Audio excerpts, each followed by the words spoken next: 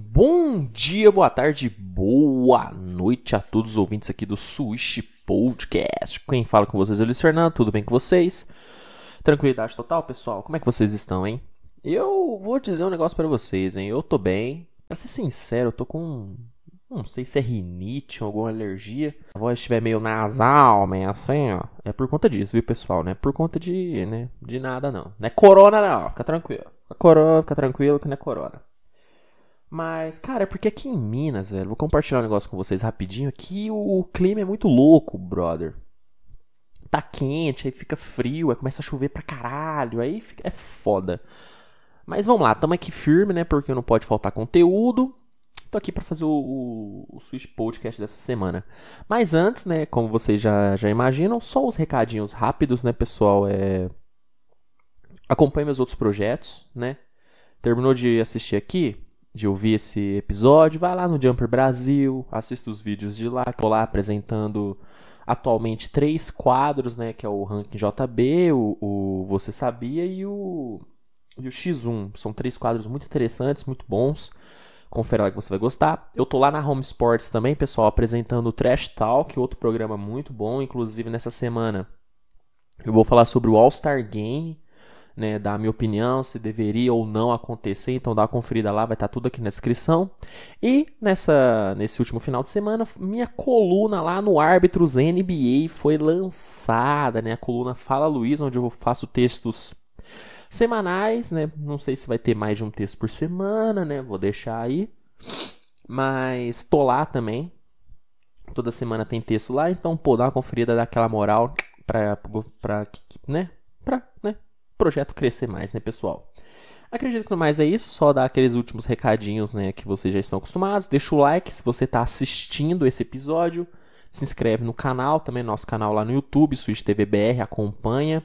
Você que está só ouvindo, favorita aí o podcast, né, para sempre que tiver um novo você ficar, né, receber aquele lembretezinho bacana, né? E lembrar, pessoal, que a gente está em todas as plataformas de podcast, viu? A gente está no Google Podcast, estamos no Spotify, que é onde provavelmente você está ouvindo. Estamos no Anchor e em todas as outras plataformas, beleza? Acho que no mais é isso, pessoal. Podemos começar.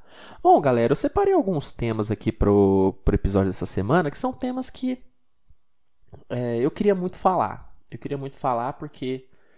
acho que isso é importante, não tem muita gente falando sobre isso, não está nos holofotes, né, da mídia. Primeiramente, eu queria falar sobre um jogador que está chamando muita atenção nessa temporada. Eu estou assistindo muitos jogos do time dele, não sei dizer o porquê, talvez seja por conta dele, que é Carmelo Anthony. Pessoal, o Carmelo Anthony está tendo uma temporada muito boa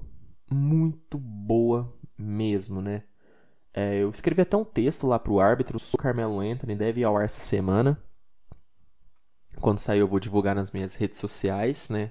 Todas elas, @SwitchTVBR, acompanha lá. Mas, cara, por que o Carmelo Anthony tá chamando muito minha atenção? Porque, em números, se você for ver, ele não tá tendo uma temporada genial. Não, longe disso. Ele tá tendo 13,5 pontos de média, basicamente. Só que, basquete, pessoal, vocês têm que ter isso na cabeça. O basquete não é só números. Não é de números que vive a NBA, não é de números que vive o basquete. Carmelo Anthony é um dos jogadores mais decisivos desse Portland Trail Blazers. Eu vou citar os últimos 5 jogos do Carmelo. Nos últimos 5 jogos dele, ele terminou o jogo em 3 oportunidades com mais de 20 pontos de média. Contra Philadelphia 76ers, que para mim foi o jogo mais difícil que o Portland teve nessas últimas semanas, o Carmelo Anthony foi totalmente decisivo no último quarto. No terceiro quarto ele já começou o terceiro quarto maravilhosamente bem e finalizou muito bem, batendo os lances livres finais que deu a vitória ao Portland. Então o Carmelo está sendo uma peça-chave para esse Portland e é muito legal a gente ver o Carmelo com essa responsabilidade e voltando a ter um papel de protagonismo dentro de uma equipe, né? Para quem não lembra, desde que o Carmelo saiu do Knicks em 2017, ele perambulou muito na NBA. Ele saiu do Knicks, foi pro Oklahoma, recebeu muitas críticas lá. Os torcedores, eu mesmo fui um grande crítico do Carmelo no Oklahoma, porque realmente não funcionou. Não funcionou o Carmelo lá. De lá ele foi pro Houston, né? No Houston quase não foi utilizado. Basicamente não foi utilizado o Carmelo Anthony. E de lá ele ficou sem time. Ele ficou alguns meses sem ter um time na NBA. Um jogador como Carmelo Anthony, que foi 10 vezes All-Star, foi cestinha da liga em 2012. Então, cara, ele ficou sem time. Foi pro Portland e lá ele se encontrou. Por quê? Porque o Carmelo, ele aceitou a sua realidade. Aceitou que, olha, eu não vou ser mais uma estrela do time, eu não consigo mais ser titular, né? Até que ele consegue, mas assim, eu não rendo tão bem como eu rendia antes como titular, então eu vou assumir um papel de liderar a segunda unidade e ele tá fazendo isso muito bem no Portland. Para mim, o Carmelo é forte candidato a ganhar o sexto homem dessa temporada. Na minha opinião, é o meu favorito. Eu daria para ele hoje, se fosse necessário. Por quê? Os números dele até o final da temporada tendem a crescer muito mais. Muito mais. Acho que ele chega a 16, 17 pontos de média, na minha opinião. Mas o que mais me chama atenção nele, galera, é o seu fator decisivo. O Carmelo, quando entra, ele muda o jogo. Ele muda o jogo. Um jogador muito clutch, cara, o Carmelo. Isso é sensacional. Isso é algo que você não consegue ensinar para um jogador, ele ser decisivo. Ele nasce com isso. E o Carmelo tem muito isso. Então, o Carmelo tá tendo uma temporada maravilhosa para mim. Tô adorando ver os jogos do Portland. Tô vendo muitos jogos do Portland. E o Carmelo tá chamando muito minha atenção. Então eu queria aproveitar esse podcast para falar do Carmelo. Porque, cara, assistam. E, cara, pra quem... Eu fui um grande crítico do Carmelo, eu tô queimando minha língua. Porque ele tá sendo importantíssimo nesse Portland. O Portland tem chances mais do que reais de brigar forte nesse Oeste. Gosto muito desse time do Portland.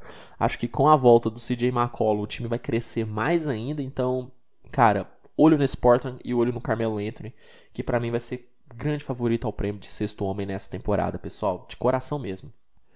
Outro jogador que eu queria falar aqui é o Luka Doncic, né? Eu sou um fã assumidaço do Luka Doncic, sempre falo dele. Mas o moleque, ele não cansa de surpreender a gente, velho. O Luka Doncic tá jogando muito. O Luka Doncic teve um jogo, o Dallas acabou perdendo pro Portland. Só que antes, contra o New Orleans Pelicans, o Doncic destruiu o jogo. Se não me engano, foram 46 pontos. Mais de 10 assistências, 9 rebotes, se eu não me engano. Eu não sei, eu não lembro se ele terminou com triple-double ou não, pessoal, vou ser sincero com vocês. Mas os pontos foram mais de 40 e jogando demais. O Luka Doncic tá um absurdo nessa temporada. Infelizmente o Dallas tá oscilando pra caralho. O Dallas tá oscilando muito, velho, porque acabou que fez movimentos errados no off-season, né? Acho que a gente pode falar isso, né? Perder o Seth Curry foi algo... difícil, né, cara? Porque era um jogador que agregava muito pro basquete do Luka, né? E quando você tem um Luka Doncic no seu time, que é um cara que consegue armar o jogo como poucos armadores dentro da NBA, pra mim o Luka é um dos melhores playmakers dessa temporada. Talvez o melhor playmaker dessa temporada, vou cravar essa aqui. Que é um jogador que ele distribui o jogo muito fácil e de diversos modos diferentes. Diversos modos diferentes. Se a gente for pegar todos os melhores playmakers da NBA hoje, né, que eu coloco talvez o LeBron, que é um exímio playmaker, o Nikola Jokic, que apesar de ser pivô, é um playmaker maravilhoso, Chris Paul, você tem o James Harden, que eu vou falar dele inclusive depois, o James Harden. O Luka, ele tá pau a pau com esses caras, ou talvez até melhor, porque ele realmente comanda todas as ações do Dallas. É impressionante, cara. É impressionante. E então, pra mim, o Luka, ele tá sendo desfavorecido pelo time, porque o time não tá conseguindo acompanhar ele. Apesar do Porzingis ter tido um jogo muito bom contra o Pelicans, fez mais de 30 pontos, pra mim o Porzingis não é a dupla ideal pro Luka, velho. Pra mim não é. Pra mim... Eu até conversei com o Rafael Carioca, lá do nosso podcast. Ele é torcedor do Dallas, né? Ele é treinador e tudo mais, eu não sei se vocês sabem disso. Ele disse que o Dallas precisa de um pivô maçudo, um pivô grosso. E eu concordo, cara, Um cara que ele até citou em live, eu fiquei pensando, cara, realmente, seria muito bom, é o André Drummond. Né? O André Drummond está insatisfeito em Cleveland.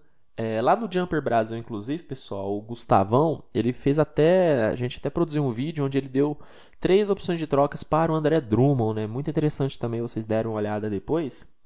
E, cara, o Dallas é uma opção muito boa. Uma opção boa, seria um destino muito bom para o André Drummond, que ele ia funcionar muito bem com o Luka e ia ajudar demais esse time.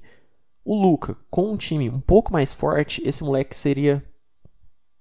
Talvez hoje lideraria a corrida de MVP. Talvez lideraria. Porque ele tá jogando muito. O que não tá fazendo ele tá nas cabeças na corrida de MVP ainda é o time. Porque o time dele tá em o Dallas, se não me engano, tá em 14º, 13º na Conferência Oeste. Aí pega, né? É difícil você botar um cara mesmo ele jogando demais, sendo um dos melhores da temporada, é difícil você colocar ele à frente de jogadores que estão conseguindo levar os seus times a campanhas muito melhores, como o próprio LeBron James, né, que o Lakers está em segundo na Conferência Oeste, o LeBron está liderando a corrida de MVP. Mas o Luka está jogando muito, pessoal, então não fiquem enganados pela temporada do Dallas. O Dallas não está oscilando muito, só que o Luka está jogando muito. Muito mesmo. E se eu fosse o diretor do Dallas, se eu fosse o Mark Cuban, se eu fosse o Rick Carlisle, eu começaria a me mexer para montar um time competitivo para esse moleque, porque o Luka já demonstrou alguns sinais de insatisfação, que ele é um jogador muito competitivo, muito competitivo. Ele tem meio que esse sangue de Kobe de querer sempre ganhar. E quando um jogador desse tá no nível que ele tá e o time não consegue acompanhar ele, a gente já viu o que aconteceu com o Anthony Davis, a gente já viu o que acontece com o James Harden. Pode acontecer com o Luka. Não acho que vai, mas pode acontecer. Então vamos ficar de olho aí, porque rumores de troca sempre vão haver, né? E rumores de troca com um jogador como o Luka Doncic é normal acontecer. Pra finalizar, pessoal, eu queria falar de um último cara, que é o James Harden, né, velho? O James Harden se encontrou no Nets, né, pessoal? O cara se encontrou no Nets, né, velho?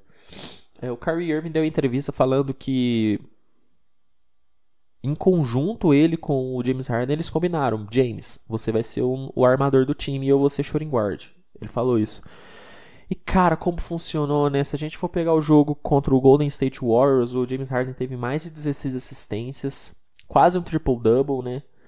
19 pontos, jogando muito James Harden, cara. O James Harden mudou o ataque desse time do Brooklyn. É um ataque muito difícil de ser parado, mas é muito difícil mesmo você limitar Kevin Durant, Kyrie Irving, James Harden a menos de 20 pontos cada. É muito complicado isso acontecer, para não dizer impossível. Eu acho que vai ser raro o jogo que esses três vão marcar menos de 15 pontos cada um. Eu acho muito difícil isso acontecer. E o James Harden está tendo um papel muito importante nesse Brooklyn. Ele está sendo um playmaker maravilhoso. Eu nunca vi o James Harden dar tanta assistência como ele está dando. Nunca vi. E está funcionando muito bem. Muito bem. O problema do Brooklyn é a defesa, não é ataque. Isso a gente já sabe muito bem disso. O problema do Brooklyn é que eles sofrem muitos pontos, velho. Muitos pontos. É impressionante, cara. É impressionante. Porque, vamos lá, Kyrie Irving não é um grande defensor, James Harden não é um grande defensor, DeAndre Jordan está longe do seu auge como defensor, Kevin Durant tenta carregar esse time da defesa, só que é muito complicado, então o problema do Brooklyn é a defesa, mas no ataque esse time está muito bem servido. James Harden está jogando muito, pessoal, está jogando muito. Não vai me surpreender se no final da temporada esse cara tiver a corrida de MVP, porque tá jogando demais o James Harden, e sofrendo tantas críticas, né, velho? Sofreu tantas críticas.